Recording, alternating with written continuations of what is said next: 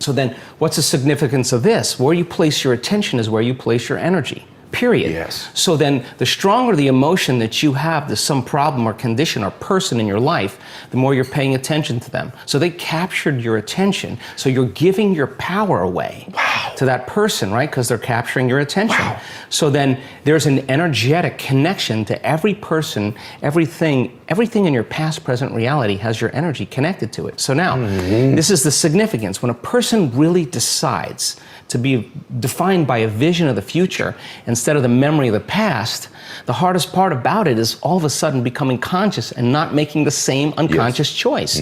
So then, if you lower the volume to your frustration, to your hatred, to your anger, if you truly knew how to do that, if you lowered the volume to that emotion, you would take your attention off that person, which means you would begin to break those energetic bonds, and now you're taking your power back. Yes. You're calling energy back to you, and we've measured this, and all of a sudden it builds this bigger electromagnetic field around the person's body.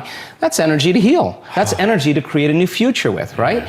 And then if you didn't want to lower the volume to the emotion, then just take your attention off the person. And every time you take your attention off the person, if you became conscious of that, you wouldn't feel the emotion. Now the body, though, has been addicted to that emotion because you're using that person to reaffirm your addiction to hatred or frustration. And if that person died, you'd find another one. So then here you go now. So now you're in a position now where you begin to lower the volume to that emotion, and the body's going, wait a second, you've been doing this for the last 20 years, and all of a sudden you're just going to stop hating?